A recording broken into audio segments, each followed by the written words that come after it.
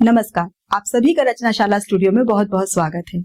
आज हमारे साथ है एक खास मेहमान जो पिछले 20 वर्षों से राजनीति में सक्रिय हैं, जिन्हें आम जनता के बीच रहकर आम जनता के लिए काम करने के लिए जाना जाता है। वे 2014 से 2019 तक फरीदाबाद जिले से एकमात्र कांग्रेस के एमएलए रही हैं। हम बात कर रहे हैं ललित नागर जी की, जिन्हें उनकी सोच, संवेदना और अनुभूति के कारण समाज के प्रति दृष्टिकोण देने की प्रेरणा के लिए जाना जाता है। तो आइए स्वागत करते हैं ललित नागर जी का। नमस्कार ललित जी, आपका रचनाशाला स्टूडियो में बहुत बहुत स्वागत है। नमस्कार नमस्कार। और आपके लिए बहुत बहुत मैं शुभकामनाएं दूंगा। फरीदाबाद में मुझे लगता है कि पहला पॉडकास्ट आपने शुरू किया है। फरीदाबाद जहां तक एक बड़ा इंडस्ट्रियल हब है, बहुत पुराना है, लेकिन पॉडकास्ट कोई था नहीं। आज पहली बार मुझे पता लगा कि भाई पॉडकास्ट आपके यहाँ स्टार्ट हुआ है। मैं आपको शुभकामनाएं देता हूं, क्योंकि इससे हमारे फरीदाबाद की आवाज, हर क्षेत्र की आवाज आगे तक जाएगी। नाम भी आपने बहुत सुंदर चुना है, रचनाशाला। इसमें अपने आप में एक अनुभूति पैदा होती है कि रचना किसी चीज की होती है। तो मैं आपको शुभकामनाएं देता हूँ। बहुत बहुत धन्यवाद। आप राजनीति में कई वर्षों से सक्रिय हैं, तो कैसे शुरू हुई आपकी ये यात्रा और कब लगा कि मुझे राजनीति में आना चाहिए? देखिए, राजनीति में बेसिकली मैं तो 2005 के बाद आया हूँ। 2005 में हरियाणा प्रदेश में परिसीमन हुआ था, और उस परिसीमन के अंदर पहले एक बहुत बड़ी कॉन्स्टिट्यूंसी थी, मेवला महाराजपुर। हरियाणा की मैं कहता हूँ बहुत बड़ी कॉन्स्टिट्यूंसियों में एक थी। उसमें से दो बनी, एक तिगांव नाम रखा गया, एक फरीदाबाद नाम रखा गया। जब तिगांव नाम रखा गया तो मुझे लगा कि तिगांव हमारे 84 का एरिया कहलाता है, जिसमें नहर पार के सारे गांव आते हैं। मुझे लगा कि हमारे एरिया का एक सेपरेट कॉन्स्टिट्यूंसी बन गई है, तो हमें प्रयास करना चाहिए। और हमारे खून में पहले से ही लोगों की सेवा करना, आदर भाव करना, या मैं यूं कहूं कि अपने क्षेत्र की लड़ाई लड़ने का एक जज्बा था। मेरे ताऊजी भी गजराज बहादुर नागर इस क्षेत्र से एमएलए रहे, हरियाणा सरकार में मिनिस्टर रहे। उन्होंने हमारे क्षेत्र के लिए बहुत कार्य किया। तो हम समाज से और अपने क्षेत्र से पहले से ही हमारा परिवार जुड़ा हुआ था। लोग भी चाहते थे कि इस परिवार से कोई फिर से राजनीति में आए, या लोगों की सेवा करे, या लोगों की आवाज को उठाए। तो जब 2005 में परिसीमन हुआ, तिगांव कॉन्स्टिट्यूंसी बनी, उस समय में राजनीति में आया। और कांग्रेस की उस समय सरकार थी, कांग्रेस पार्टी की। तो कांग्रेस पार्टी में ही मैं जुड़ा। कांग्रेस में रहते हुए 4-5 वर्ष मैंने बहुत अच्छी खासी मेहनत की। क्षेत्र के लोगों ने भी बड़ा प्यार दिया। और 2009 को पहला हरियाणा प्रदेश के परिसीमन के बाद चुनाव हुआ, जो डिलिमिटेशन में हमारी तिगांव कॉन्स्टिट्यूंसी आई थी। मेरी मेहनत को देखते हुए, मेरे उभरते हुए चेहरे को देखते हुए, कांग्रेस पार्टी ने मुझे 2009 में टिकट दिया तिगांव से, जिसमें आप कृष्णपाल गुर्जर जी के अगेंस्ट वो आपने चुनाव लड़ा था। जी हाँ। और लगभग 800 वोट से आप रह गए थे। जी हाँ। तो इतना कम मार्जिन संभव है?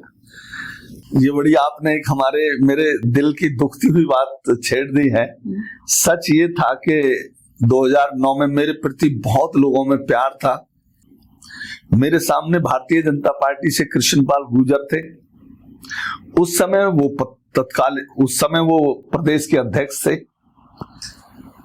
लोगों में एक बड़ी असमंजस की स्थिति बन गई थी कि एक तरफ उभरता हुआ चेहरा ललित नागर कांग्रेस पार्टी से, और दूसरा कहीं ना कहीं गुर्जर कम्युनिटी का नेता कृष्णपाल गुर्जर, जो भाजपा से थे और प्रदेश के अध्यक्ष थे।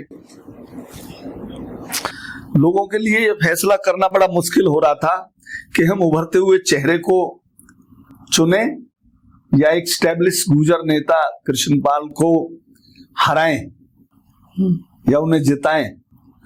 तो उसमें खैर उस असमंजस में मैं सच में ही 811 वोट से हार गया था। बड़ी निराशा बहुत होगी। दुख हुआ इस बात का, क्योंकि 811 वोट से हारने का मतलब है मैं सेकंड नंबर पे था पूरे हरियाणा प्रदेश में लोएस्ट हारने वालों में। तो मुझे बहुत दुख हुआ उस बात का भी।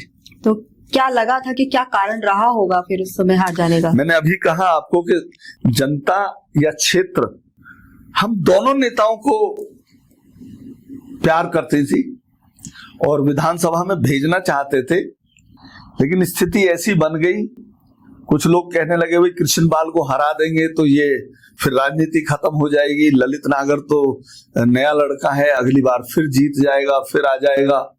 तो कुछ लोगों का मत ये रहा, परसेंटेज ज्यादा, कृष्ण पाल को जिता दिया और मैं हार गया। लेकिन हरियाणा प्रदेश में कांग्रेस की सरकार बन गई। जब हरियाणा प्रदेश में कांग्रेस की सरकार बन गई तो मैंने ये सोचा कि भाई कांग्रेस की सरकार बन गई है और मैं मात्र कृष्ण पाल गुर्जर यहां से एमएलए है, मैंने ये सोचा कि मैं उनसे केवल 800 वोटों से कम का एमएलए समझता हूं। भैया 800 वोट ही तो कम मिली है मुझे, तो मैं अपने आप को अपने विधायक समझते हुए मैंने क्षेत्र में काम किए। हरियाणा में चौधरी भूपेंद्र सिंह हुड्डा जी के नेतृत्व में सरकार बन गई। हम लोगों ने यहाँ ये सोच के कि भाई जरूरी नहीं कि सीट मिले, बिना सीट भी तो काम किया जा सकता है। तो उस समय मैंने बहुत मेहनत की, रोड बनवाए, रोजगार देने का काम किया, कई जगह पंचायत घर, कम्युनिटी सेंटर, बहुत सारे उस समय काम किए। लोगों को लगा कि यार ललित नागर काम करने वाला है, मेहनती है। हारने के बावजूद भी मैंने कहीं दुख सुख में आना जाना बंद नहीं किया। हर जगह हर आदमी की मैं लड़ाई लड़ता था। किसान आंदोलन उस समय हुए, किसानों की आवाज मैंने उठाई। हमारा ये नहर पार क्षेत्र में उस समय हरियाणा सरकार ने कुछ जमीनें एक्वायर की थी, तो मुआवजा कम लगा लोगों को। वो लड़ाई मैंने आगे बढ़ के लड़ी उन लोगों की, और जो मुआवजा कम मिल रहा था वो मैंने बढ़वा के कई सौ करोड़ रुपए बढ़वा के फिर दिया। लोगों को लगा कि ललित नागर काम करने वाला तो है, मेहनती है, हमारी आवाज को बुलंद कर सकता, आगे बढ़ सकता है। फिर 2014 में चुनाव आ गए लोकसभा के। फिर वो एमएलए के लिए आपने लड़े थे। फिर 2014 में मुझे कांग्रेस पार्टी ने टिकट दिया। लोगों का भरपूर प्यार मिला, लोगों का बड़ा उत्साह मिला, और आप यकीन करेंगे पूरे जिले में मैं अकेला तिगांव से ललित नागर जीता था। पूरे जिले में क्या, पूरे हरियाणा प्रदेश में सीटें हारी थी। मोदी की लहर जबरदस्त थी, तूफान था। कोई कांग्रेस के नाम पर वोट देने को तैयार नहीं था, लेकिन लोगों का ये प्यार था। तो ऐसे में जब आप अकेले थे और बाकी सभी बीजेपी के एमएलए थे, तो समस्याएं तो आती होंगी काम करने में या सहयोग में? मैं उस समय पूरे जिले में अकेला जीता था जी। बाकी के सब बीजेपी के जीते थे। हरियाणा प्रदेश में बीजेपी की सरकार बन गई, मनोहर लाल खट्टर जी मुख्यमंत्री बन गए। जो अभी आपने शब्द कहे ये सच है कि जब सरकार बीजेपी की बन गई और मैं एमएलए कांग्रेस का था, तो काम करने में बड़ी दिक्कतें आई। जब मैं एमएलए नहीं था, सरकार कांग्रेस की थी, जब मैंने ज्यादा काम किए, और जब मैं एमएलए बन गया, सरकार नहीं बनी, तो काम करने में मुझे बड़ी दिक्कतें आई। लेकिन फिर भी मैं संघर्षशील आदमी हूं, मैं लगा रहा। विधानसभा में अपने क्षेत्र की हर बात उठाता था, दुख सुख की बातों में जाता था। कोई रोड नहीं बना, गलियां नहीं बनी, नालियां नहीं बनी, पार्क डेवलप कराने, लाइट लगवाने मैं जूझता रहा, लड़ता रहा, और अतः सबने माना कि हाँ ललित नागर जुझारू नेता है। हमने बहुत अच्छे से अपने क्षेत्र में ऐसे काम किए जो आज भी लोग याद करते हैं। तो कोई ऐसा काम जो आपको लगता हो कि बाकी लोगों से ये बेहतर मैंने कर लिया जो वो नहीं कर सकते? एक्शन बड़ा काम तो मैंने, मेरे तिगांव विधानसभा क्षेत्र के लोग, या मैं यूं कहूं ग्रेटर फरीदाबाद के लोग, जो जमीन एक्वायर हुई थी 42 लाख रुपए एकड़ मुआवजा दे रही थी हरियाणा सरकार। मैं अकेला संघर्षशील ऐसा आदमी था जो मैंने किसानों के साथ संघर्ष किया। और उस 42 से मैंने 64 लाख रुपए एकड़ का मुआवजा कराया, जिससे कई हजार एकड़ जमीन एक्वायर हुई थी और कई 100 करोड़ रुपए जमींदारों के मैंने बढ़वाए, जिसको आज भी लोग मानते हैं कि भाई हाँ, ललित नागर ने हमारा ये काम कराया था। ऐसे ही मैं आपको एक बार की ये बात याद दिलाता हूँ, हमारे क्षेत्र में बैक साइड में जमुना जी बहती है जी। उस वर्ष बहुत तेज बाढ़ आई थी और हमारे 3-4 गांव अलीपुर, तिलौरी, राजपुर, अमीपुर, सिडौला, तो जहां से जमुना जी बहती थी उससे 1 किलोमीटर जिधर गांव है वो उधर पलट गई, मतलब आ गई जमुना जी, और गांव बहने लगे।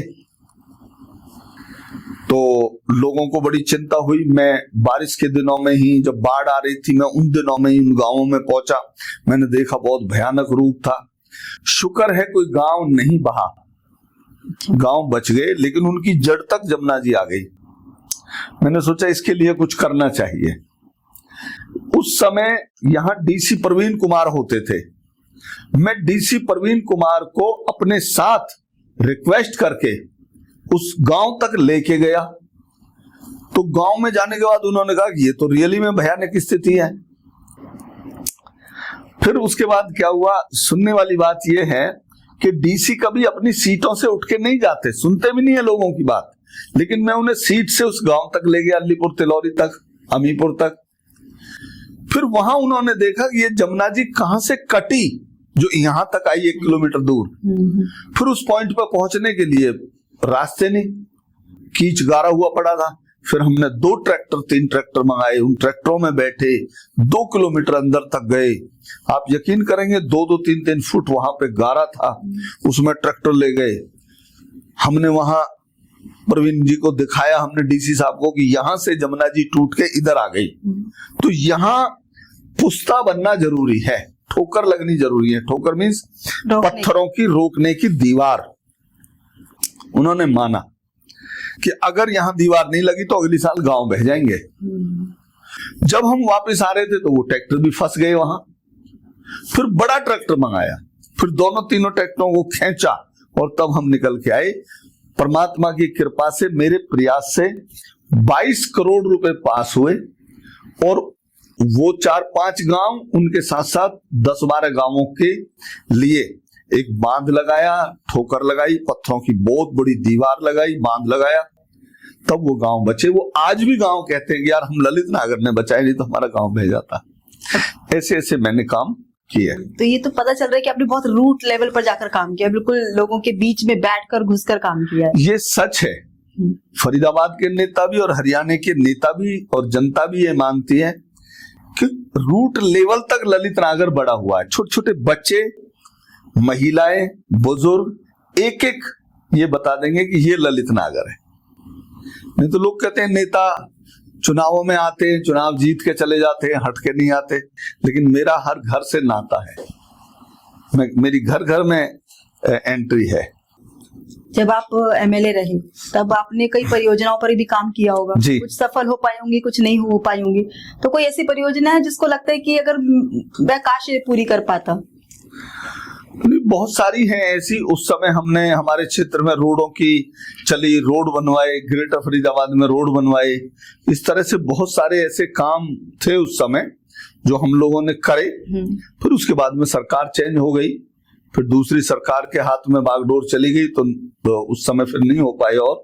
और ये सच है कि मेरे मन में भी बहुत बातें थी कि खासकर मेरे तिगांव विधानसभा क्षेत्र में एक एरिया ऐसा आता है, पल्ला पुल से लेकर और बसंतपुर तक, इस्माइलपुर, अगवानपुर, तिलपत, कई लाख लोग यहाँ पर बसे हुए हैं।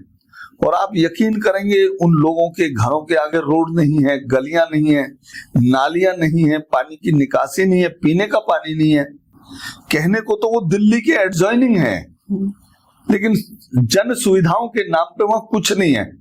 मैंने उनके लिए बहुत संघर्ष किया और लास्ट में कुछ कर नहीं पाए या सरकार ने किया नहीं। हमने संघर्ष बहुत किया। आज तक भी मेरे मन में ये दुख है कि उन लोगों के लिए हम कुछ कर नहीं पाए। हमारा मकसद ये था कि जैसे दिल्ली की कॉलोनियां डेवलप हैं, उस तरह की ये कॉलोनी भी डेवलप होनी चाहिए, विकास कार्य होने चाहिए। लेकिन सच बात ये कि वहां नहीं हो पाए, बहुत बुरा हाल था। फिर जब आप 2019 में आपको, जब आप एमएलए थे ऑलरेडी, जब आपको लोकसभा का भी टिकट मिला था शायद। हाँ, एक दौर ऐसा भी आया कि मैं 2014 में अकेला एमएलए था पूरे जिले में। तो कांग्रेस पार्टी ने देखा है बड़ा ही संघर्षशील है, मेहनत करता है, तो मुझे लोकसभा का टिकट दिया। लेकिन वो तो काट दिया गया। लेकिन ठीक कह रहे हैं आप, वो काट दिया। 12 से 15 दिन मेरे पास वो टिकट रहा और मैंने पूरे जिले में क्या, पूरे लोकसभा क्षेत्र में 9 विधानसभाएं हैं हमारे यहाँ पे, 9 के 9 में मैंने दफ्तर खोल दिए, हेड ऑफिस खोल दिया, चुनाव सामग्री सब आ गया। और ऊपर वाले की कृपा से बड़ी अच्छी फाइट चल रही थी मेरे और कृष्ण पाल जी के अंदर। कृष्ण पाल जी बीजेपी से थे। 19-20 का फर्क था, बहुत अच्छी से मेहनत कर रहे थे हम लोग, सब तैयारियां हो चुकी थी। नॉमिनेशन था आने वाली 22 तारीख को, मुझे आज भी डेट याद है। 22 तारीख को नॉमिनेशन होना था। सब हम निमंत्रण दे चुके थे, रैली स्थल बना चुके थे, बैंक्वेट हॉल बुक कर चुके थे जो जिसमें चुनाव चल रहा था। और एक कांग्रेस पार्टी ने ऐसा डिसीजन लिया एक दिन पहले, नॉमिनेशन से एक दिन पहले, कि मेरी टिकट काट दी और यहां से पूर्व सांसद अवतार सिंह भडाना को टिकट दे दी। लेकिन उसका इंपैक्ट कितना गलत गया, उसका कितना बुरा असर गया, लोगों ने कहा कि ये गलत हुआ है। वो हार भी गए थे शायद। लोगों ने कहा ये हार गए, हाँ हारे भी बुरी तरह से, वो भी बताऊंगा। लोगों ने कहा ये गलत हुआ, ये मतलब ये धोखा हुआ है। अरे भाई, या तो ललित नागर को टिकट देते नहीं, और अगर कांग्रेस पार्टी ने ललित नागर को टिकट दे ही दी थी तो उनको लड़ने देते, बढ़िया फाइटर आदमी है, लड़ने देते, हार जीत देखी जाती। बहुत अच्छा माहौल चल रहा था, चुनाव 19-20 कुछ भी हो सकता था। लेकिन टिकट करने के बाद लोगों में गलत मैसेज गया, और उस मैसेज के कारण आप यकीन करेंगे, अवतार सिंह भडाना 6,40,000 वोटों से हारा था। वो 800 का मार्जिन इतना बड़ा हो गया। हाँ, 800 में विधानसभा में हारा था। अच्छा।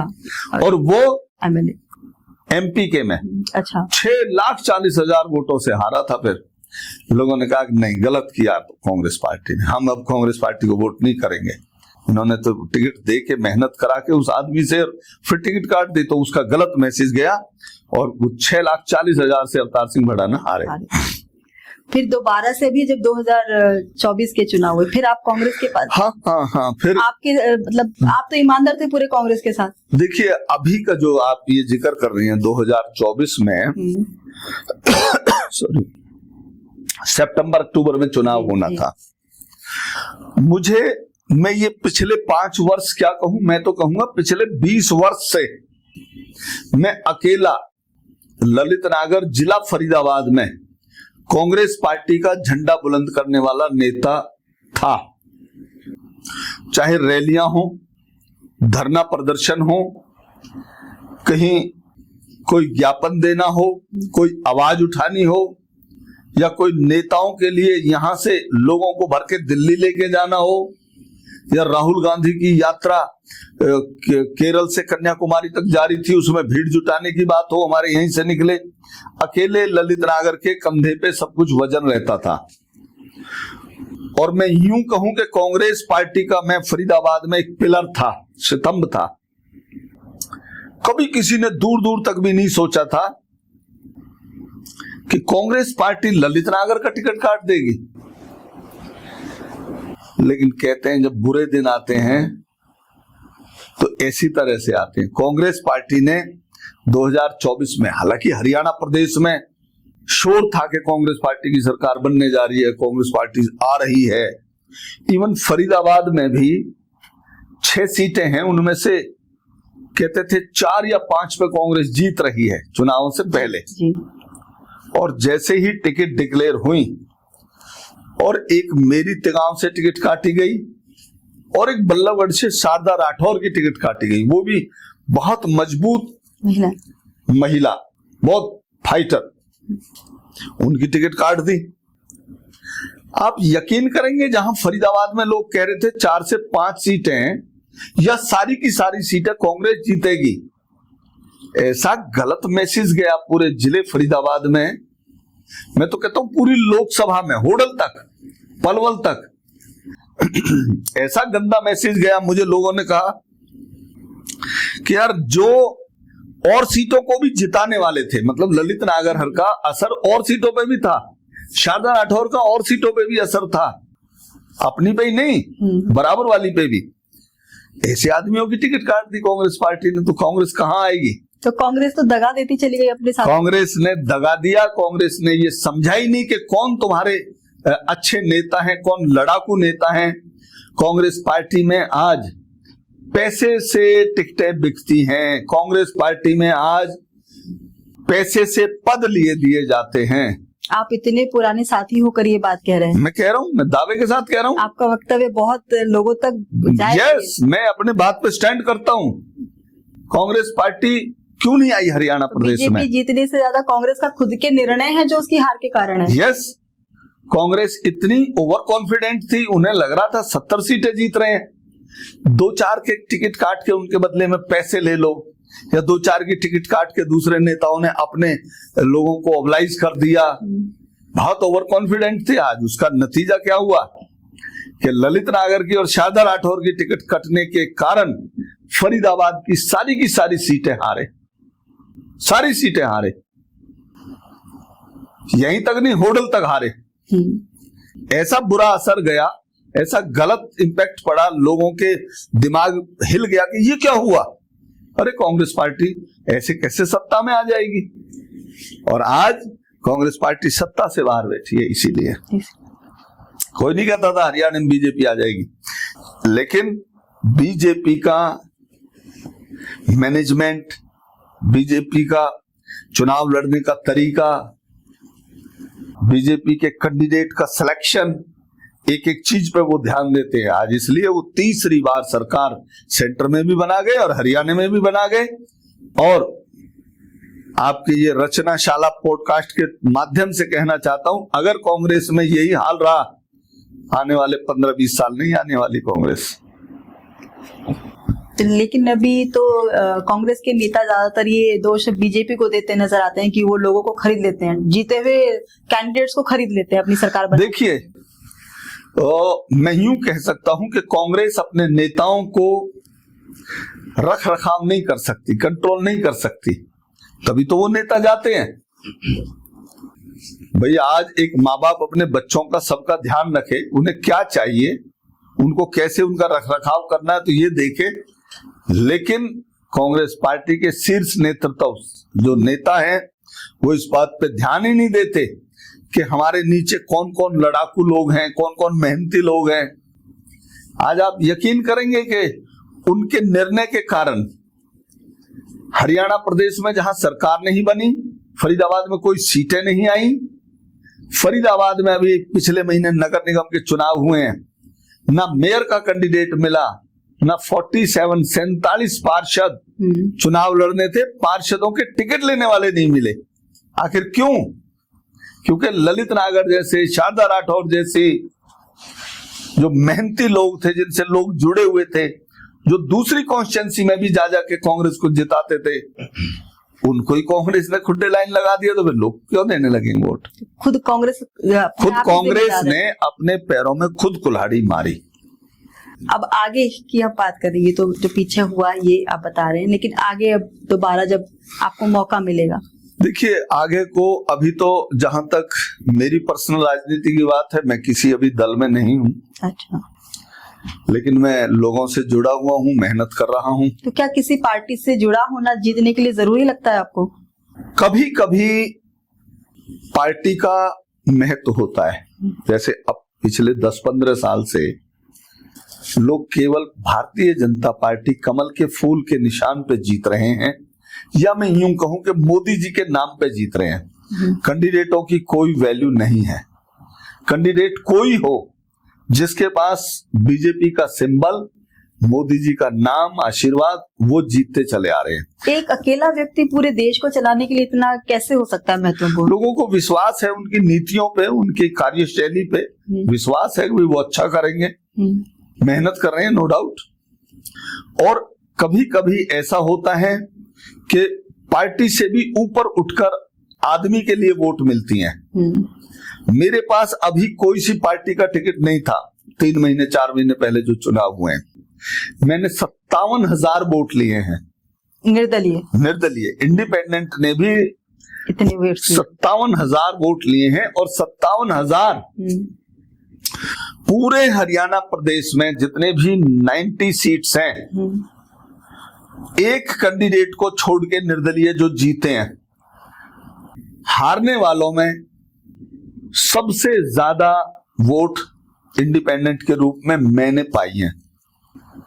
इवन जजपा के किसी कैंडिडेट को इतने वोट नहीं मिले, बसपा के को इतने नहीं मिले, आम आदमी पार्टी के को वोट नहीं मिले, इंडिपेंडेंटों को नहीं मिले। मुझे 57,000 वोट मिले पूरे हरियाणा प्रदेश में, जो एक रिकॉर्ड है।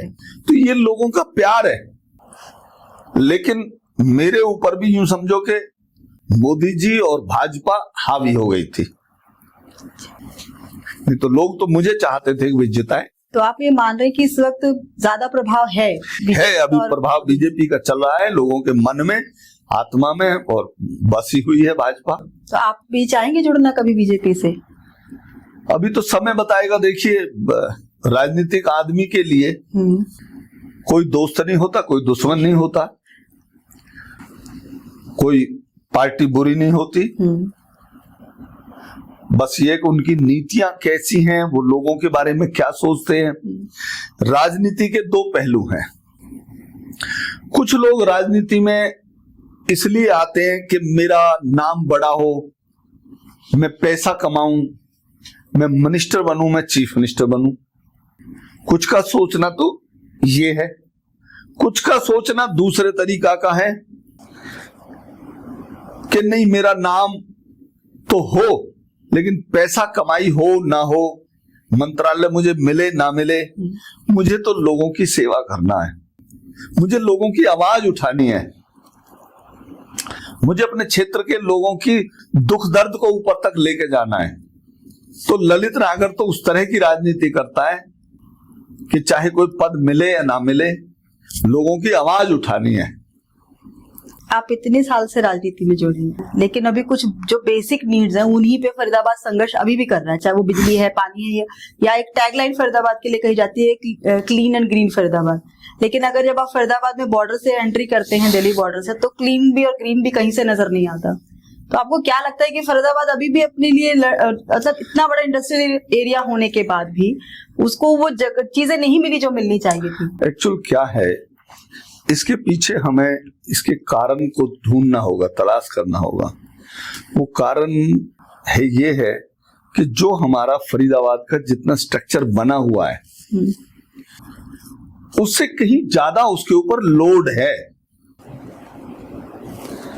एक शहर के लिए 15 लाख पॉपुलेशन हो उसको कंट्रोल किया जा सकता है, लेकिन जहां 30-40 लाख की पॉपुलेशन हो तो बड़ा मुश्किल है कंट्रोल करना। मैं किसी सरकार का ना मैं तारीफ कर रहा हूं, ना मैं किसी सरकार की बुराई कर रहा हूं। मैंने कांग्रेस सरकार को भी बहुत नजदीक से देखा है, मैंने बीजेपी को भी बहुत नजदीक से देखा है, चौटाला की इनेलो पार्टी को भी मैंने नजदीक से देखा है। तो ऐसा कारण क्या है कि सबकी सरकारें रही लेकिन काम अभी भी नहीं हुए, हाँ। आज भी वही पड़े। तो इसके पीछे कारण है स्ट्रक्चर, जो मूलभूत सुविधाएं मिलनी चाहिए उससे कहीं बढ़कर फरीदाबाद के ऊपर लोगों की भीड़ कह सकता हूं मैं। जनसंख्या एक कारण है कि एक रोड को यहां तक बना दिया, ये पोर्शन ठीक हो गया, लेकिन जब तक ये रोड यहां तक बना उससे 4 किलोमीटर और आगे बसापत हो गई। एक कॉलोनी यहां थी अभी तक 2010 तक, वो जरा डेवलप की, उससे आगे 4 और बस गई। आप समझ रहे हैं? तो मतलब प्लान ठीक से नहीं हो रही है चीज़। प्लान ठीक से नहीं था। हुआ क्या कि फरीदाबाद 1945 से एक शहर अच्छा खासा बसा हुआ है। उस समय शायद 5 लाख की पॉपुलेशन होगी 5 लाख की पॉपुलेशन के हिसाब से सीवर लाइन डाली गई, एसटीपी प्लांट लगाए गए, रोडें बनाई गई, रोडों की चौड़ाई ली गई, लेकिन देखते देखते 5 लाख के 40 और 50 लाख की पॉपुलेशन हो गई। भीड़ रोडों पे हो गई, गंदगी रोडों पे नजर आती है। तो ऐसा नहीं है भाई, काम किया जा सकता है, इसके लिए बहुत आवश्यकता है मेहनत की, बहुत ध्यान की, तो काम किया जा सकता है। लेकिन ये सच बात है कि आज हम अगर फरीदाबाद को नोएडा और गुड़गांव से कंपेयर करते हैं, दोनों शहरों के बीच में ये शहर सिचुएटेड है, लेकिन जो तरक्की, जो शाइनिंग, जो सफाई, जो बेसिक स्ट्रक्चर वहां नजर आता, वो हमारे फरीदाबाद में नजर नहीं आता। तो मैं ये कह सकता हूं कि हाँ, ये आपकी क्वेश्चन ठीक है, हमें फरीदाबाद को सुधार करने के लिए, सफाई के लिए अभी बहुत आवश्यकता है। इसके अलावा भी कभी आपको ऐसा लगता है कि ये समस्या है जो अभी भी अननोटिस्ड है? देखिए, सबसे बड़ी बात तो अभी मैंने कहा कि फरीदाबाद में जो अनऑथराइज्ड कॉलोनीज बहुत तेजी से बढ़ रही हैं। ये हो क्या रहा है, इंडस्ट्रियल शहर है, यहाँ लोगों को काम मिलता है, दूसरे प्रदेशों से पलायन होके शहरों में यहाँ आ रहे हैं। लोग पहले उम्मीद करके आते हैं दिल्ली में कि हमें दिल्ली में स्पेस मिलेगा, काम मिलेगा, लेकिन दिल्ली में पहले ही स्पेस फुल है, तो फिर वो साथ वाले शहरों में जाते हैं। फरीदाबाद चुन लिया, एकदम से आते हैं, अब वो उनके लिए घर बनाना, रहना, कोई झुग्गी डाल लेता है, कोई अनऑथराइज कमरे बना के रह रहे हैं, कोई गंदगी फैला रहा है। तो इस तरह से बहुत वजन, अनएक्सपेक्टेड वजन एकदम बढ़ रहा है शहर के ऊपर। तो इसके लिए सरकार को बहुत मेहनत की और फ्यूचर अगले 20 साल पहले की सोच के काम करना पड़ेगा। ऐसा नहीं है, फरीदाबाद कर देने में, टैक्स देने में, इनकम में शायद गुड़गांव से थोड़ा पीछे होगा, नहीं तो बराबर है, लेकिन डेवलपमेंट में भी बहुत सारी खामियां हैं जो मैं भी अपने आप को इसमें इन्वॉल्व करके कहता हूं, हम नेताओं को, ऑफिसर्स को बहुत काम करना पड़ेगा। जो आप बात करें काम करना पड़ेगा, तो क्या सिर्फ पद पर रहते हुए काम हो सकता है, या आपको लगता है कि जब कोई पद नहीं मिला वो तब भी कर सकता है? आज मैं विपक्ष में समझता हूं अपने आप को। मेरे क्षेत्र में दूसरा एमएलए जीत गया, मिनिस्टर हो गए वो। आपने ठीक कहा कि क्या उन्हीं की जिम्मेवारी बनती है? नहीं, वो एमएलए बन गए, मिनिस्टर हो गए, मेरी भी जिम्मेवारी बनती है। मुझे भी लोगों ने 58-57 हजार वोट दिए, वो लोग मेरे से भी एक्सपेक्ट करते हैं, या जो चीज कमियां दिखाई देती है वो विपक्ष के नेता को उठानी चाहिए, वो कहनी चाहिए। भाई कहीं रोड तो बड़ा अच्छा बन गया लेकिन कूड़े के ढेर लगे पड़े हैं, तो हमें बोलना चाहिए, कहना चाहिए। किसी कॉलोनी में पानी नहीं है, बिजली नहीं आ रही बहुत दिन से, या बिजली की समस्या बड़ी है, हमें कहना चाहिए। हॉस्पिटल की समस्या है, बेचारी महिलाएं या बच्चे कहीं दूर पढ़ने जाते हैं, स्कूल में दूर कहीं स्वास्थ्य के लिए जाते हैं, तो ये हमें आवाज उठाएंगे, कहेंगे तो ही तो ये काम होंगे। तो आपने ठीक कहा कि भाई विपक्ष के नेताओं को या विपक्ष के लोगों को, ये सामाजिक लोगों को भी, कोई जरूरी नहीं कि वो किसी पार्टी से जुड़ा हो, एक आम नागरिक जो जन सेवा करना चाहता हो या जो किसी धर्म से जुड़े हो, वो कह सकते हैं अपने एरिया की बात, तो उनकी बात सुनी जाएगी, अखबार में निकलेगी। आपके जैसे पॉडकास्ट है उसके थ्रू कहा जा सकता है, टीवी के माध्यम से, सोशल मीडिया आजकल बड़ा अच्छा माध्यम है, उसके माध्यम से बात उठाई जा सकती है। तो जब हम उठाएंगे, रेज करेंगे बात, तो निदान भी होगा। अभी जब आपने सोचा है कि अब आगे जब भी मैं कुछ का बनूंगा या पद मुझे मिलेगा तो ये काम मैं जरूर करूंगा, ये रह गया है, छूट गया? देखिए, मैं तो पूरे तिगांव विधानसभा क्षेत्र की बात करूं, बहुत सारे काम बाकी हैं अभी। मतलब ये कॉलोनियों की बहुत बुरा हाल है, डेवलपमेंट चाहिए, मूलभूत सुविधाएं चाहिए, 3-4 चीज तो हर नागरिक को चाहिए, बिजली, पानी, रोड, बच्चों के लिए पढ़ाई, महिलाओं के लिए स्वास्थ्य होने चाहिए, कम से कम ये तो मिले। अगर ये भी नहीं है तो फिर क्या जीना। खासकर ऐसे फरीदाबाद जो दिल्ली से 1 किलोमीटर की दूरी पे है हम लोग, अगर यहाँ भी वो सुविधाएं नहीं मिलेंगी तो फिर मिलेंगी कहाँ। कई बार तो हम देखते हैं कि 500 किलोमीटर दूर बहुत अच्छी सुविधाएं हैं और यहाँ नहीं है, तो अगर परमात्मा ने मुझे समय दिया, लोगों ने मुझे मौका दिया, तो फिर से हम अपने क्षेत्र के लिए काम करेंगे और किसी पद के लालच में नहीं। हम ये सोचेंगे कि हमारी आने वाली पीढ़ी ये कहे कि ललित नागर आए थे, उन्होंने ये काम किए, उन्होंने ये बनवाए। क्योंकि आने वाले नेता चले जाते हैं, उनके नाम रह जाते हैं। आज भी कई क्षेत्रों में चौधरी देवीलाल का नाम लिया जाता है, बंसीलाल जी का नाम लिया जाता है, भजनलाल जी का नाम लिया जाता है, अरे वो हुए थे। चौधरी गजराज बहादुर नागर जी का नाम लिया जाता है, भाई उन्होंने ये किए। तो अगर कोई अच्छा करेगा तो लोग उसके लिए अच्छा कहेंगे, अच्छा नहीं करेगा तो बन गए चले गए। हजारों बनते हैं, 4,000 4,500 एमएलए बनते हैं, 700-800 एमपी हर पंचवर्षीय योजना में बनते हैं, कितने आए और चले जाते हैं। लेकिन जो अच्छा करेगा उसका नाम आगे तक जीवित रहेगा। तो जरूर हम लोग इस बात का भी ध्यान रखेंगे कि भाई कुछ हम ऐसा करके जाएंगे या करेंगे जिससे लोगों का भला हो, जो आने वाली पीढ़ियां हमारी कहे कि हाँ उन्होंने काम किया। और ये आदमी का फर्ज भी बनता है, चाहे कोई वो ऑफिसर लगे, कोई आईएएस आईपीएस लगे या कोई बड़ी पोस्ट पे लगे, उसकी कलम में बड़ी ताकत होती है। मैं कहना चाहता हूं आपके पॉडकास्ट के माध्यम से, उन्हें 2-4 काम लाइफ में ऐसे करके जाना चाहिए कि आने वाली पीढ़ी याद करें कि वो ऑफिसर लगे थे, उन्होंने ये काम किया।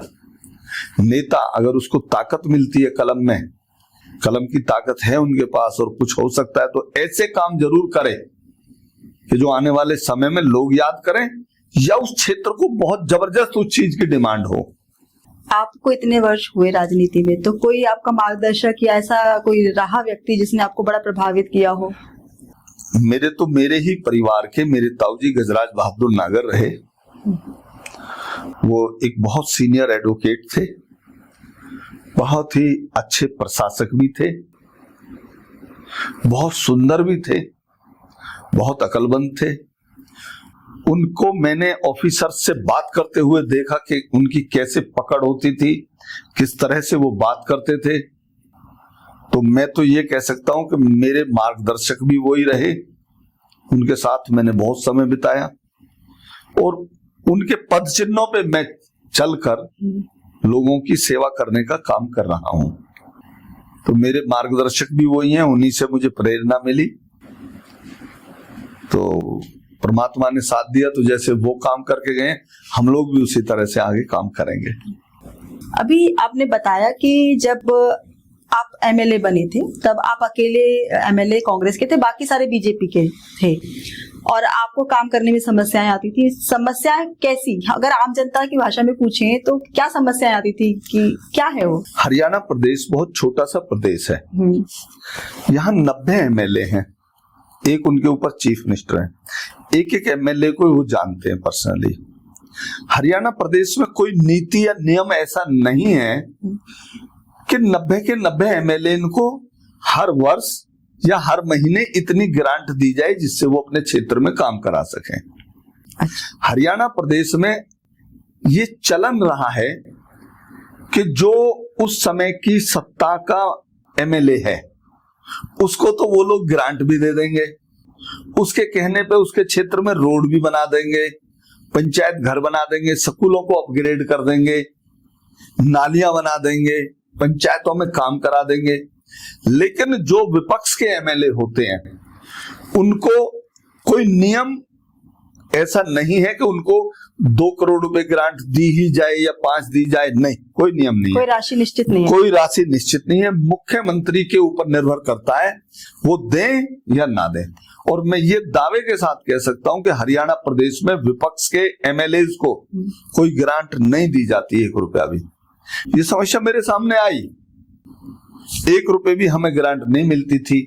हम बड़े बड़े पर्चे बना के लेके जाते थे कि जी ये रोड वहां से वहां तक टूटी हुई है, मेरे क्षेत्र में बना दो, नहीं बनानी। ये स्कूल अपग्रेड कर दो, नहीं बनाने। वो मतलब ऐसी एक वो निकालते हैं कि ये तो विपक्ष के एमएलए, इनके वहां कोई काम नहीं कराना, जो कि गलत रीत है। तो जनता का नुकसान हो रहा है, जनता का नुकसान होता है इसमें। हालांकि लोग भी चाहते हैं कि विपक्ष में भी एमएलए रहें जो अपनी बात जो उनकी बात को उजागर कर सके, लेकिन ये हरियाणा प्रदेश में और प्रदेशों में मैंने कई जगह सुना है कि एक राशि निश्चित होती है, कोई साल में 5 करोड़ रुपए हर एमएलए को दिए जाएंगे, वो अपने क्षेत्र में कुछ काम करा सके। लेकिन हरियाणा प्रदेश में ऐसा नहीं है।